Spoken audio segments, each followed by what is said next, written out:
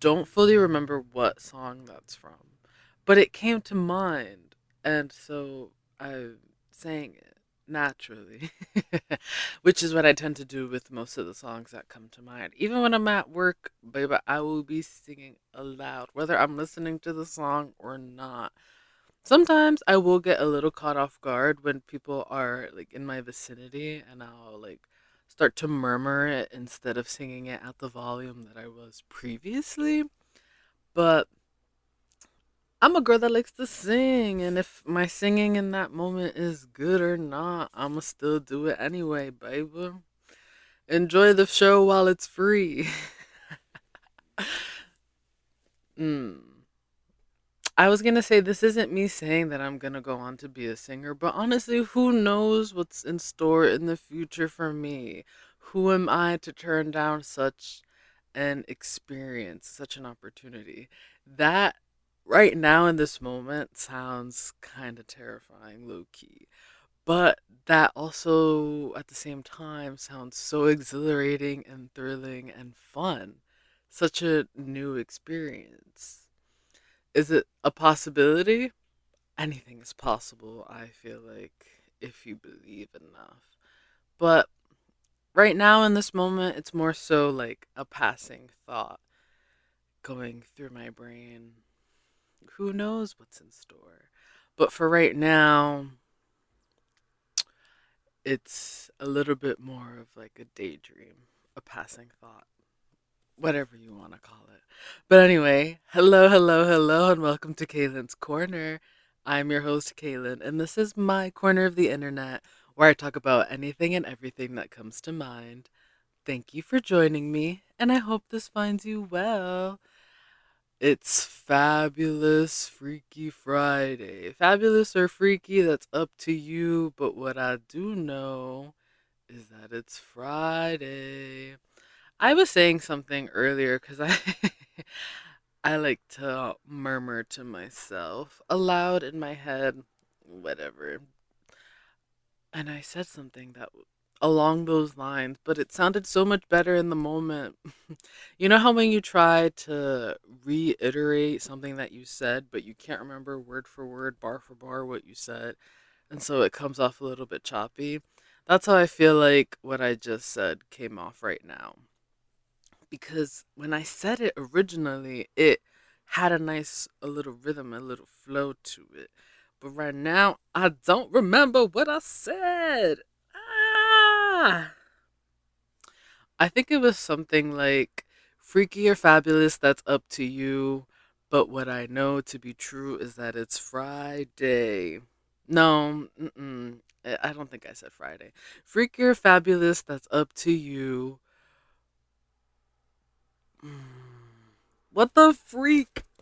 What the fuck, Richard?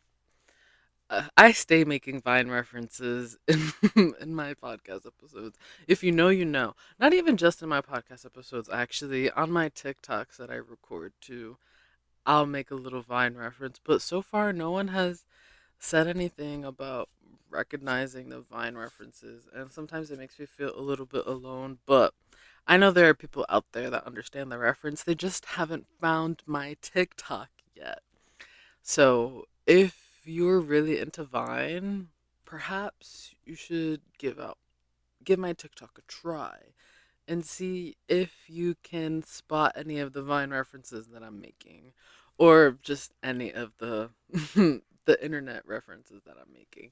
Cuz some videos are really niche, others are super popular, but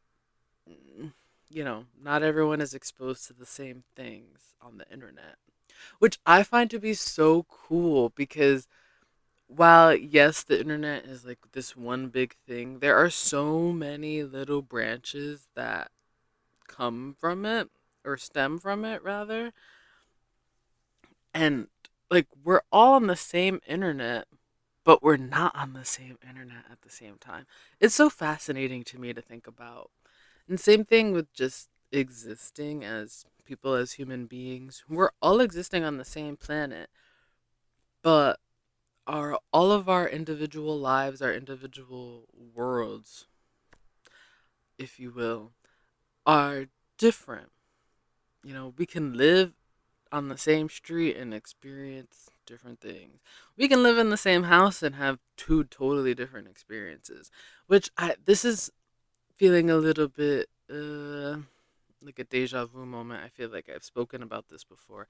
And I definitely feel like I have spoken about this on my podcast episode. Like, one parent can have multiple children, but each child is going to have a slightly different, if not an entirely different experience in that household.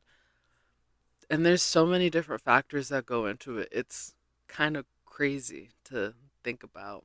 To me, anyway, like your parents' age, like, you and your siblings, whether there's like a small age gap or a large age gap, you experience life with your parents when they're in different stages of their life and parenthood. Being like the firstborn child, like I kind of consider myself to be like a little bit of an experimental child because you're a parent for the first time. It's a little bit, it's new, it's different, it's not something that you've necessarily experienced before, actually carrying the child and the birth and all that jazz, as opposed to child number two, whether or not you have them ugh, whether or not you have them soon after or a couple of few years after. It's going to be different, the circumstances are going to be different. Parents are in a different stage of their life.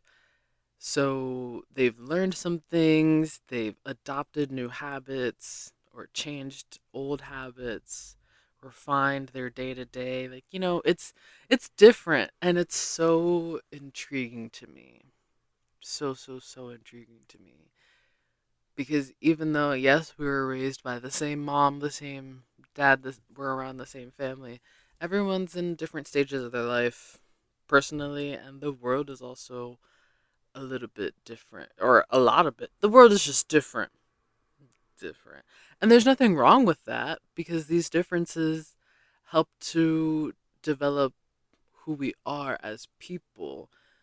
And it takes a whole lot of people to make the world go around. I was writing about this in a journal entry actually recently. Like, I'm trying to articulate, like, I'm trying to fix these sentences in my head before I say them so that way they can come off properly, I guess you could say. But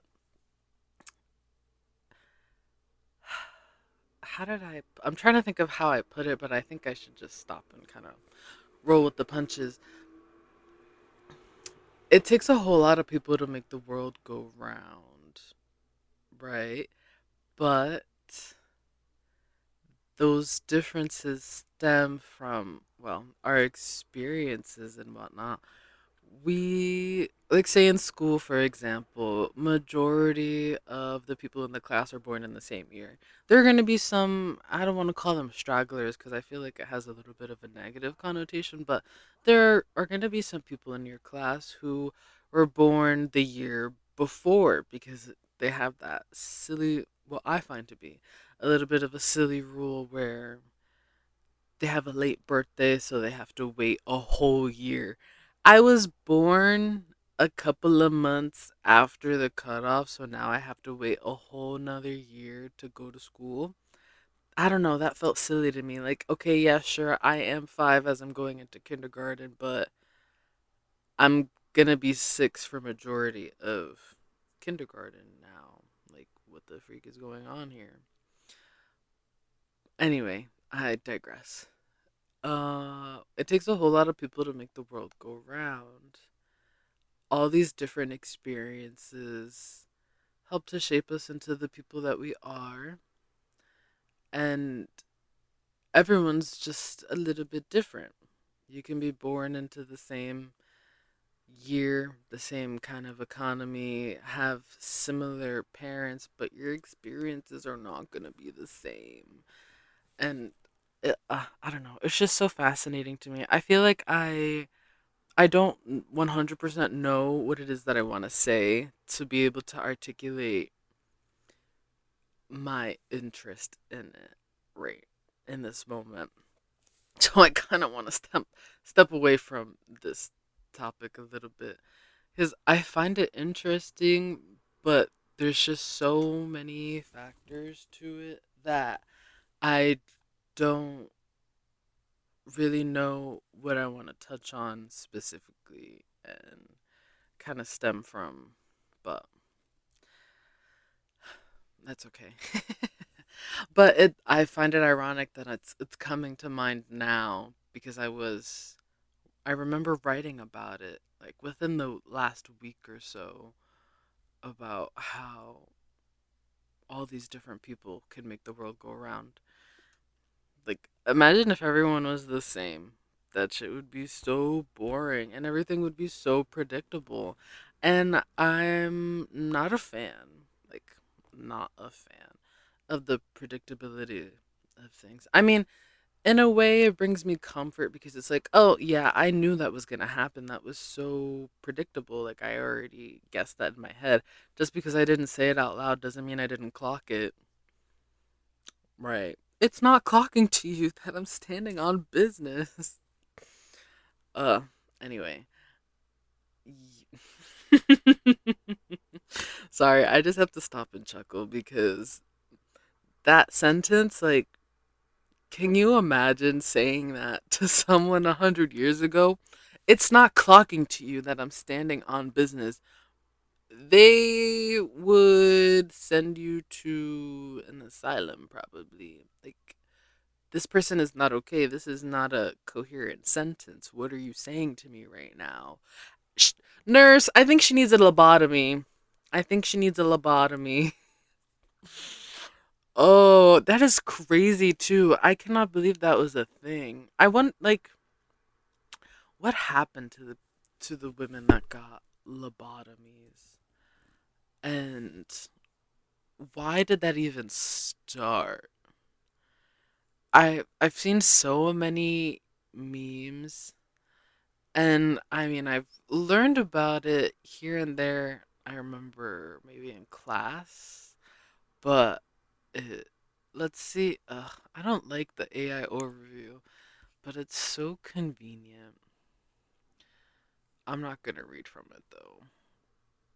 A lobotomy, for those who do not know, or leucotomy, is a discredited form of neurosurgical treatment for psychiatric disorder or neurological disorder that involves severing connections in the brain's prefrontal cortex.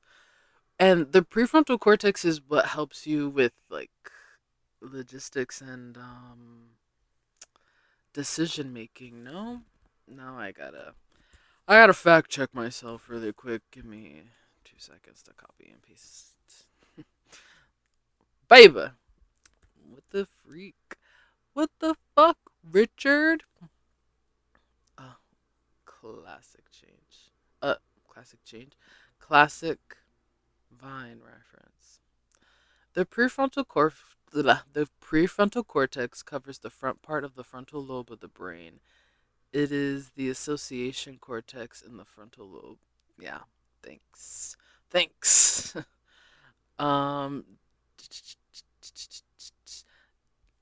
Damage to the prefrontal cortex can result in personality changes, emotional and social difficulties, and why did the page refresh?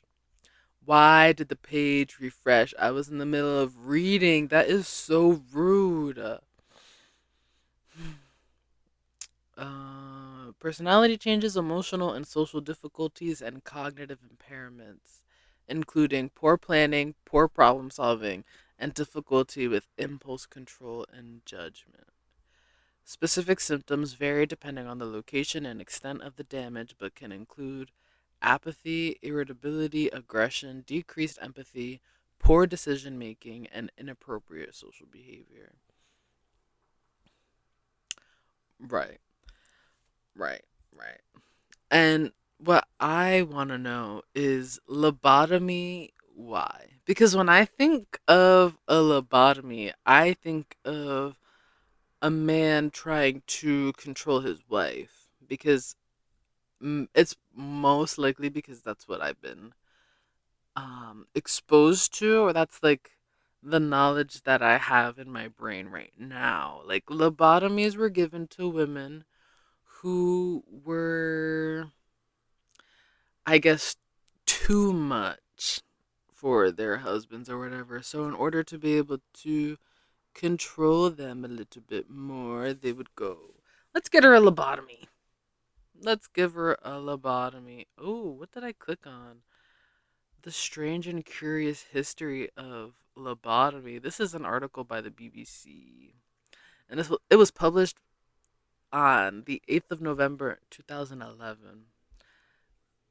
It's not a super long article, but I don't know if I'm going to read the whole thing. We'll see.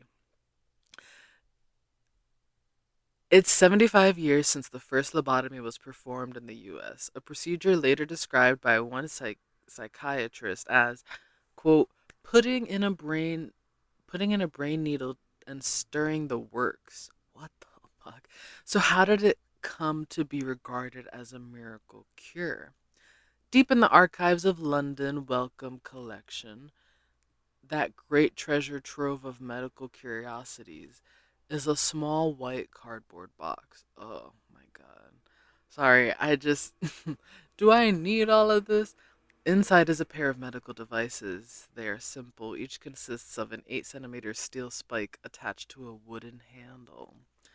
Quote, these two gruesome things are lobotomy instruments. Sorry. Nothing sophisticated, says senior archivist Leslie Hall. It's not rocket science, is it? I don't know, Leslie, you tell me. These spikes once represented the leading edge of psychiatric science. They were the operative tools in lobotomy, also known as leucotomy. I hope I'm pronouncing that right. An operation which was seen as a miracle cure for a range of mental illnesses. For millennia, mankind had practiced trepanning, drilling holes into skulls to release evil spirits. Huh. The idea behind lobotomy was different. The Portuguese neurologist Egas Moniz believed that patients with obsessive behavior were suffering from fixed circuits in the brain. In 1935, in a Lisbon hospital, he believed he'd found a solution. Quote, I decided to sever the connecting fibers of the neurons in activity. End quote. He wrote in a monograph titled How I Came to Perform Frontal Leucotomy. His original technique was adapted by others, but the basic idea remained the same. Surgeons would drill a pair of holes into the skull, either at the side or the top, and push a sharp instrument, a leucotome, into the brain. Oh my god. The surgeon would sweep this from side to side and cut the connections between the frontal lobes and the rest of the brain. Moniz reported dramatic improvements for his first 20 patients. The operation was seized on with enthusiasm by the American neurologist Walter Freeman, who became an evangelist for the procedure, performing the first lobotomy in the US in 1936, then spreading it across the globe. From the early 1940s, it began to be seen as a miracle cure here in the UK, where surgeons performed proportionately more lobotomies than even in the US. Despite opposition from some doctors, especially psychoanalysts, it became a mainstream part of psychiatry with more than 1,000 procedures a year in the UK at its peak. Oh my god, that's more than three a day. Like, if they're doing them every single day, that's at least. Actually, it's more like at least two a day, but 2 to 3 a day. Kind of crazy. It was used as a it was used to treat a range of illnesses from schizophrenia to depression and compulsive disorders. The reason for its popularity was simple. The alternative was worse, I guess. When I visited mental hospitals, you saw straitjackets, padded cells, and it was a patently apparent, huh? And it was patently apparent that some of the patients were, I'm sorry to say, subjected to physical violence, recalls retired neurosurgeon Jason Bryce. The chance of a cure through lobotomy seemed preferable to the life sentence of incarceration in an institution. My goodness, I guess.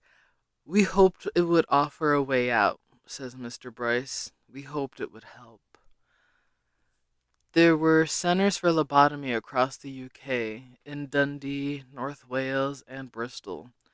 But by far the most prolific lobotomist in the country, and indeed the world, was neurosurgeon Sir Weil McKissock? McKissick. McKissock? McKissick.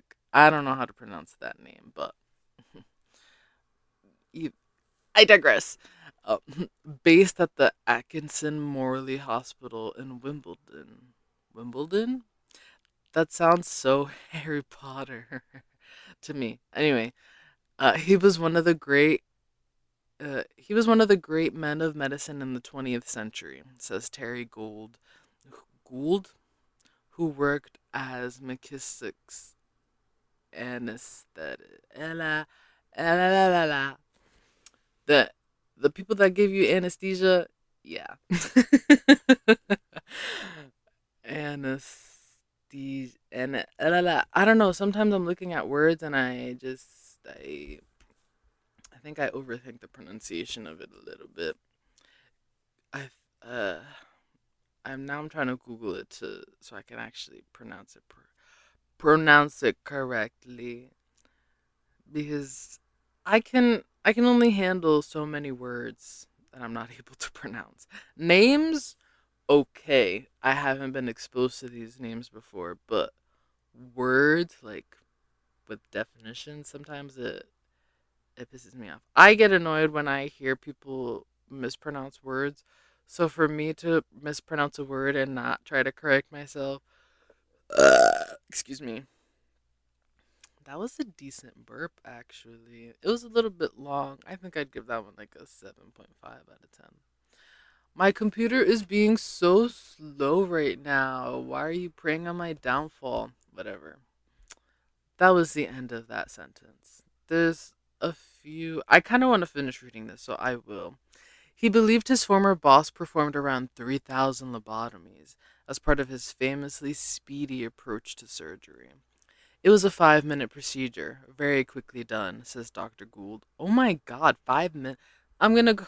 You walk in with mental illness, you go in 5 minutes later, you are lobotomized and no longer have mental illness. Allegedly. As well as operating at Atkinson's Morley, McKissick would travel across the south of England at weekends, performing extra leucotomies at smaller hospitals.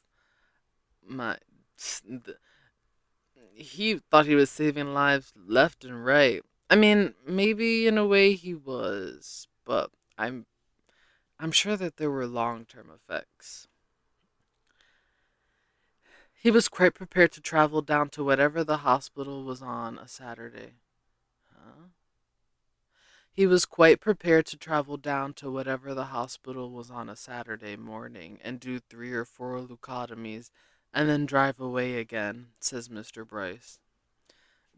He was hot and ready to give these lobotomies. He says the operation could have dramatic benefits for some patients, including one who was terrified of fire. Funnily enough, she finished up after I had done the operation very much better, but she went and brought herself a fish and chip shop with grossly hot oil in it. She went and bought herself a fish and chip shop with grossly hot oil in it. Oh, that's cool. To go from being scared of fire to owning a restaurant or a fish and chip shop, as they say here, I guess it has its benefits in a way. However, he had increasing doubts of lobotomy, especially for patients with schizophrenia. Oof. Psychiatrist Dr. John Pippard followed up several hundred of McKissick's patients. He found that around a third benefited, a third were unaffected, and a third were worse off afterwards. Oh, those poor people. Although he himself had authorized lobotomies, he later turned against the practice. I got increasingly conservative about it because I don't think any of us were really happy about putting in a brain needle and stirring the works, he says. Not a nice thought. In 1949, Egas Moniz won the Nobel Prize for inventing lobotomy, and the operation peaked in popularity around the same time. But from the mid 1950s, it rapidly fell out of favor, partly because of poor results and partly because of the introduction of the first wave of effects. Uh, ugh. Partly because of the introduction of the first wave of effective psychiatric drugs. Mm. Decades later, when working as a psychiatric nurse in a long stay institution, Henry Marsh used to see former lobotomy patients. Quote, they had been lobectomized 30 to 40 years ago. They were chronic schizophrenics and they were often the ones were some of the most apathetic, slow, knocked off patients, he says. Oh, brother. Mr. Marsh, who is now one of Britain's most eminent neurosurgeons, says the operation was simply bad science. It reflected very bad medicine, bad science, because it was clear the patients who were subjected to this procedure were never followed up properly. If you saw the patient after the operation, they'd seem all right. They'd walk and talk and say, "Thank you, doctor," he observes. The fact they were totally ruined as a social human being probably didn't count. And that's the end of the article. That is insane to me. Bro, this page still didn't freaking load. I guess the universe doesn't want me to know how to pronounce this word right now. Anesthesist. Oh. See, I think it's because it was surrounded by other words that I low key just couldn't focus. But now that it's all by its lonesome on the Google search bar, I can pronounce it. The anesthesist. Anyway, lobotomies are crazy. Lobotomies are crazy. Let me just give your brain the works right now. What? The fact that they were talking about this, or talking about that in that manner as a medical professional, don't worry, I'm just gonna go give a couple of patients the works today. Huh? What do you mean by the works? You're gonna go scramble their brains? And it only took 5 minutes? You're drilling holes into the skull? I don't, the bone isn't gonna, it's not gonna regrow. Now you have a hole, now you have two holes in your skull and a scar, most likely, and your brain is probably fucked up. I wonder what happened, to the people who actually felt good results from the lobotomy. And I was going to say why it worked for some and not for others, but not everything works for everyone. And, different mental illnesses are kind of stem from different parts of the brain, but I guess, uh, I don't know. Very, very intriguing, though. But it's so recent. It says 75 years since the first lobotomy, and this was in 2011. It's 2025 right now, so that was 14 years ago. So that was what, 89? Wait. 2011 was 14 years ago is crazy, but the math is mathing in my brain. So, yeah, 75 plus 14 is 89. We're not even a century away from the first lobotomy yet. We're still less than a century away since the first lobotomy was done. Where are they now? Are there any, I don't want to call them victims, but, well, are there any lobotomy patients that are alive still?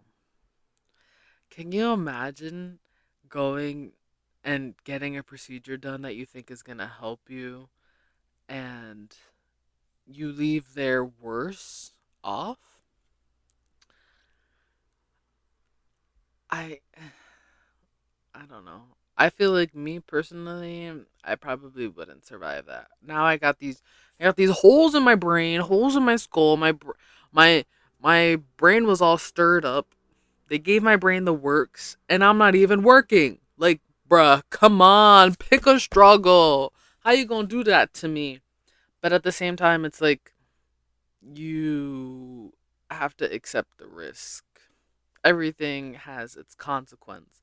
Whether it's good or bad depends on you and how you see the scenario. But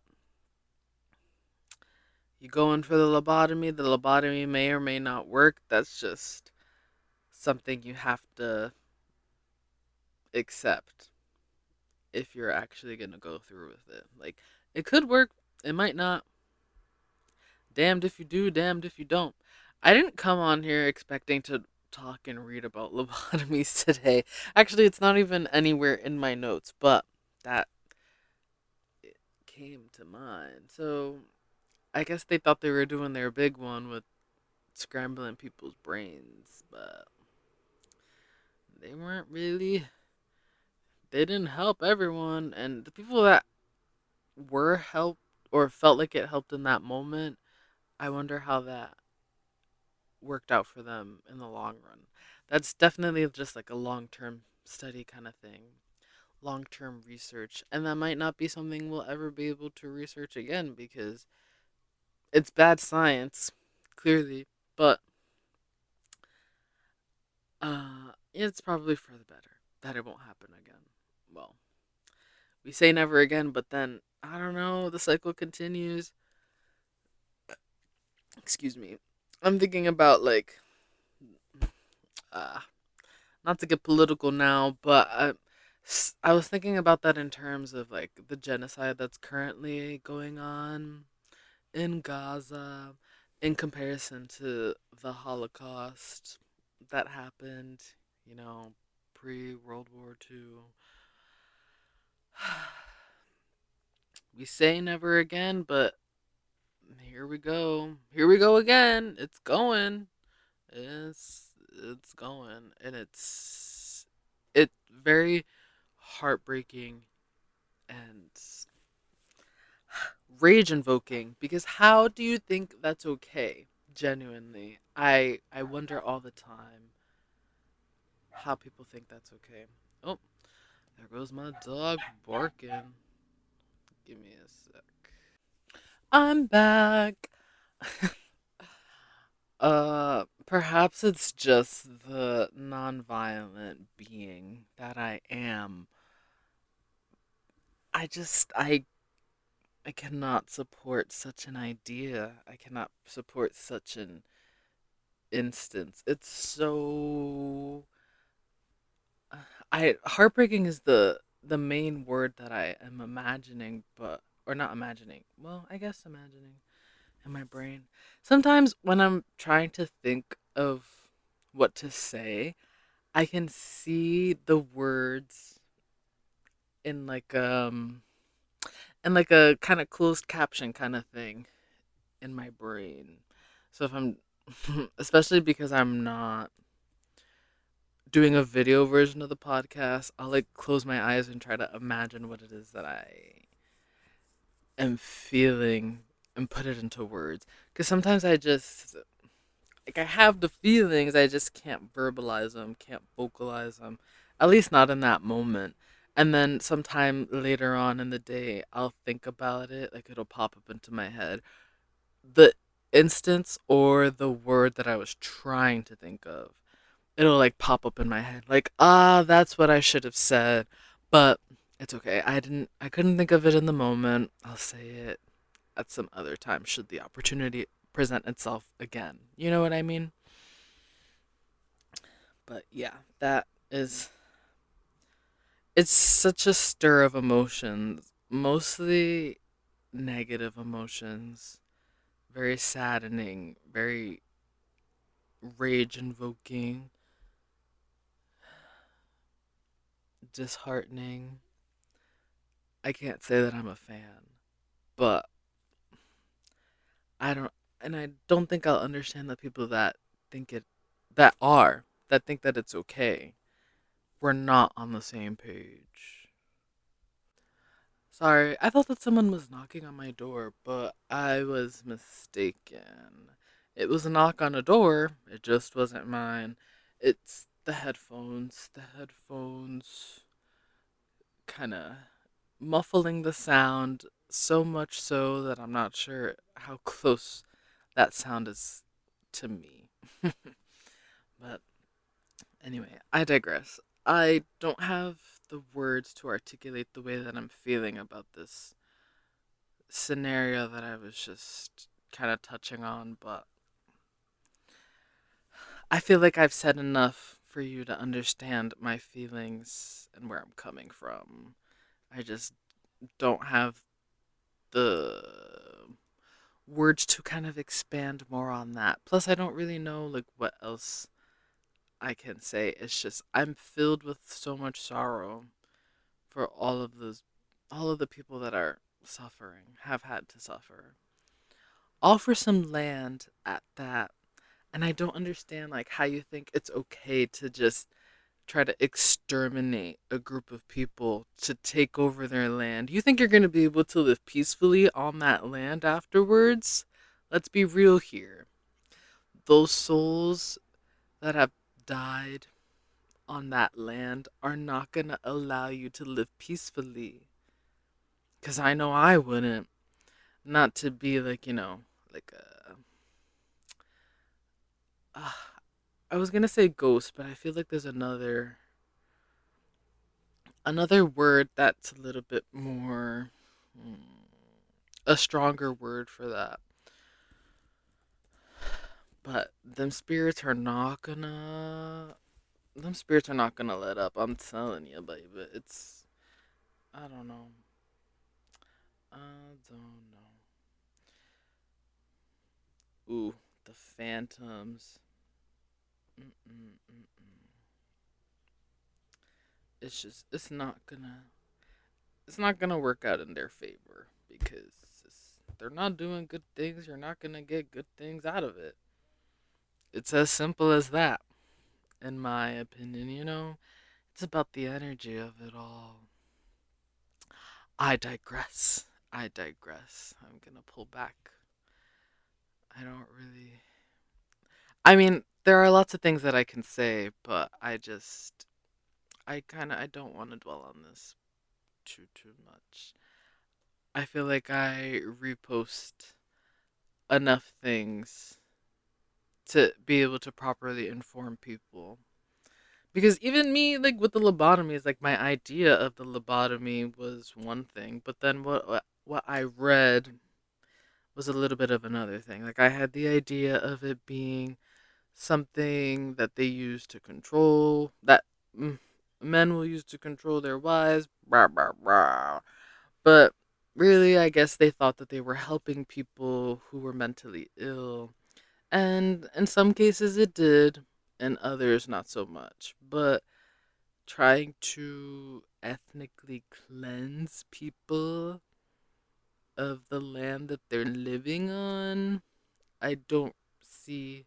I mean, it's benefiting. I guess they're trying to benefit themselves by getting rid of people and knocking everything down. But It's way, way, way, way, way, way too harmful to justify.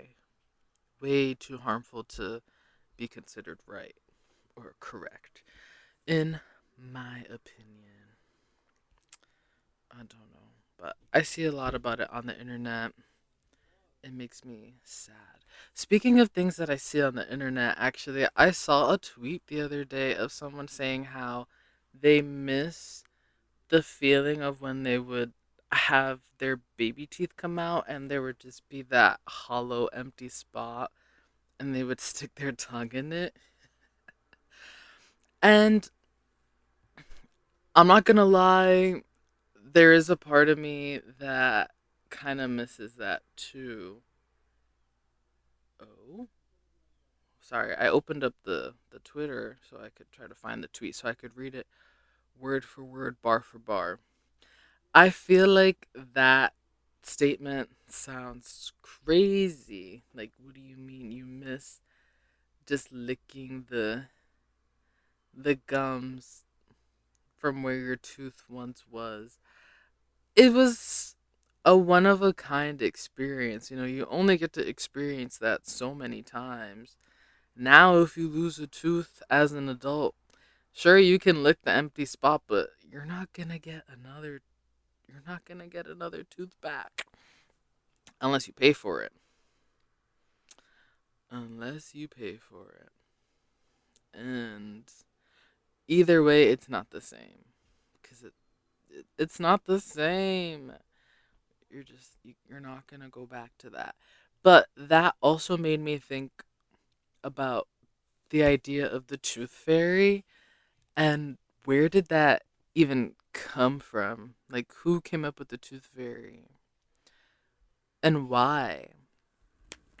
And I kind of wanted to delve into that on here because I feel like it's not necessarily something that people think about, but I feel like it's something that would be interesting to talk about and discover together.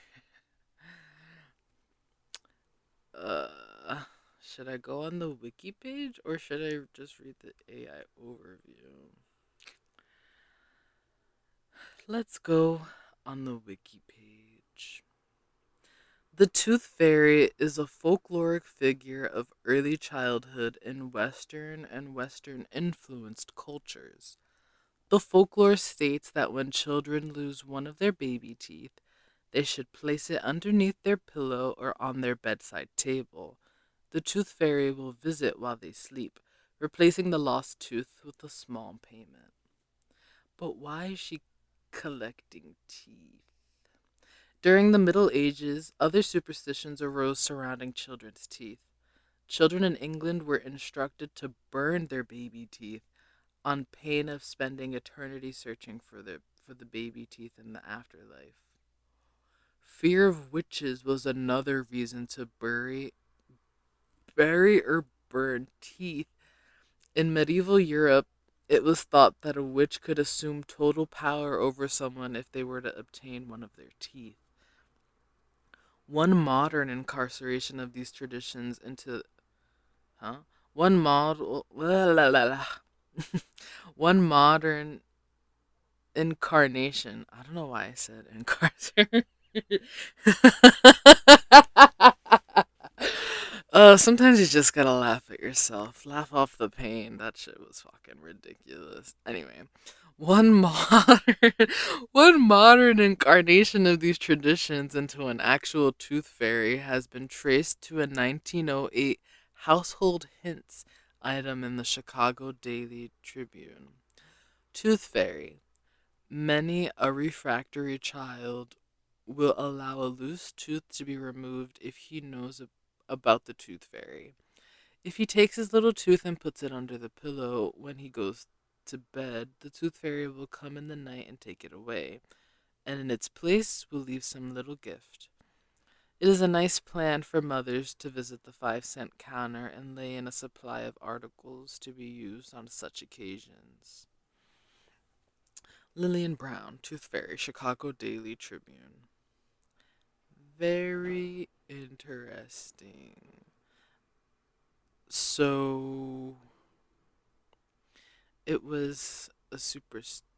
It rose around a superstition because they thought that when you died, you would spend your afterlife looking for your baby teeth.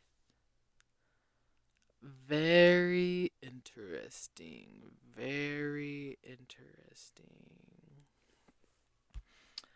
I mean, I guess. I guess. Hmm.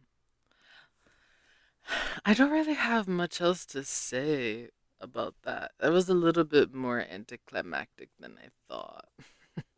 Like, well, I mean, but it does raise questions at the same time.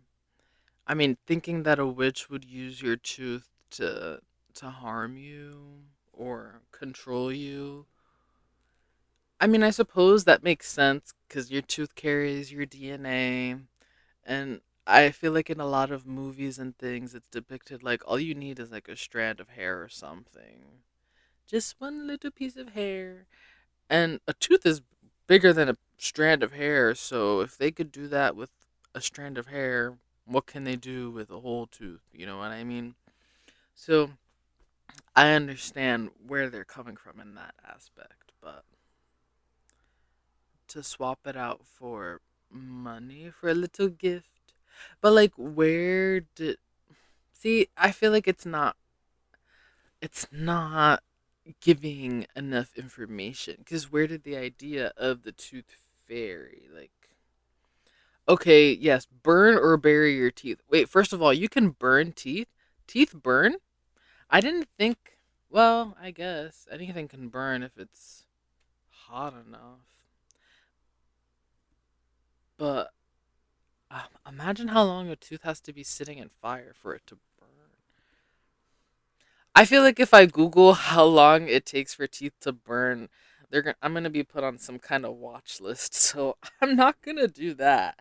But um, very very interesting. The the thought process on it all is very strange. I mean, yeah, like I said, I guess if you leave it in fire long enough, anything can burn, but that's something I wasn't anticipating. Fun fact of the day: they used to encourage kids to burn or bury their teeth. Can you imagine just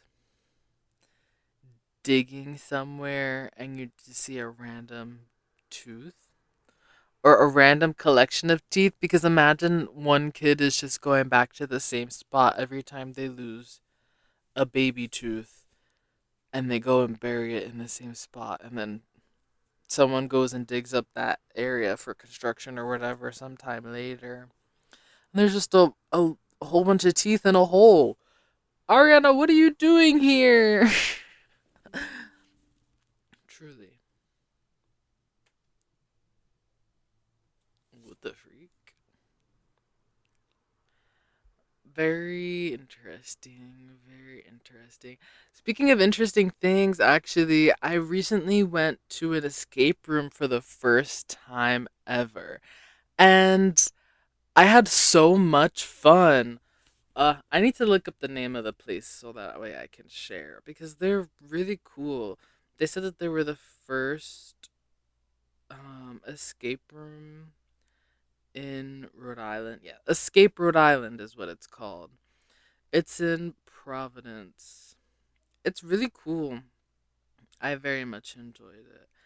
And I went with just one other person. Shout out to Katie. We went to an escape room because that's what I'm talking about. We also did get food, but I'll touch on that afterwards. Sorry, got a little bit excited reminiscing. I went to an escape room for the first time, and I don't know what I was expecting, but excuse me. I don't know what I was expecting, but it was really, really cool, really, really fun. We did the. I want to call it the poker room, but I'm pretty sure that's not what it's called. I'm pretty sure that's not what it's called. It was called the speakeasy.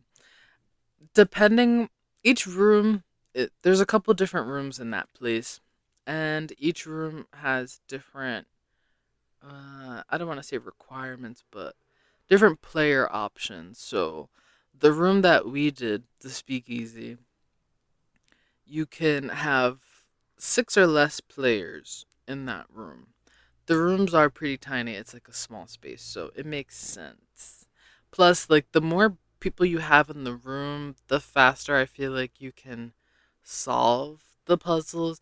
They give you an hour in the room and you have to like, follow the clues. There was a screen in there, so they'll give you like hints and whatnot. It was a really cool, really fun time. I really enjoyed it, and I do want to go back and to another room and see if I can solve it.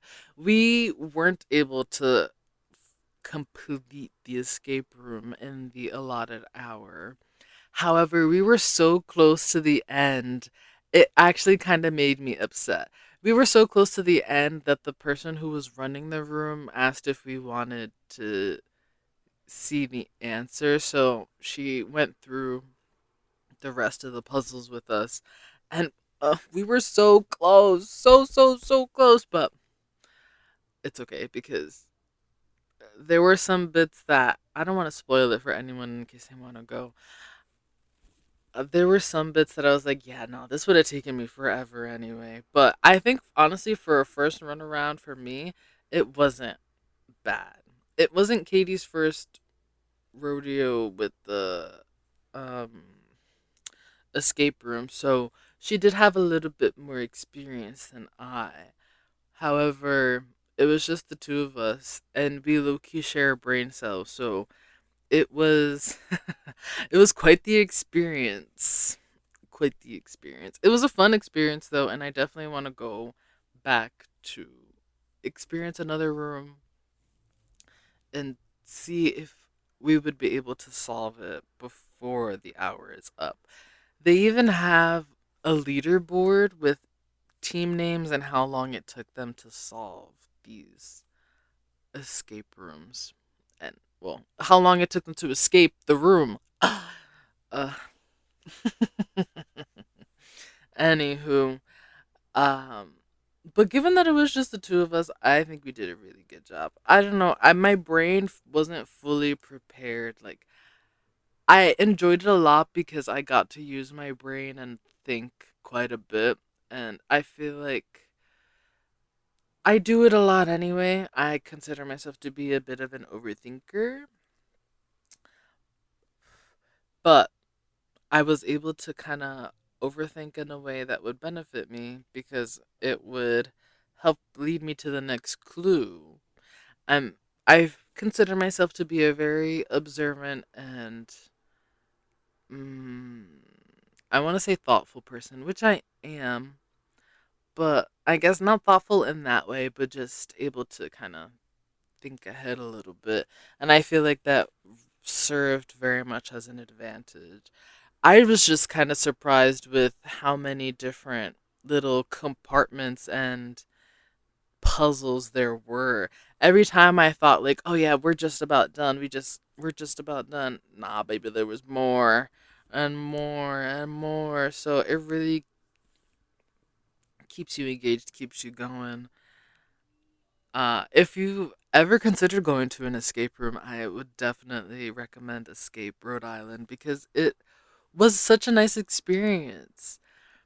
I don't have anything else to compare it to because I haven't been to a different one before, but Katie was saying that her experiences at the escape rooms that she's been to previously weren't as pleasant. Like the people working weren't fully engaged and they weren't like putting up the hints as necessary. Like they weren't paying attention to them in the room, so they didn't know what step they were on and whatnot.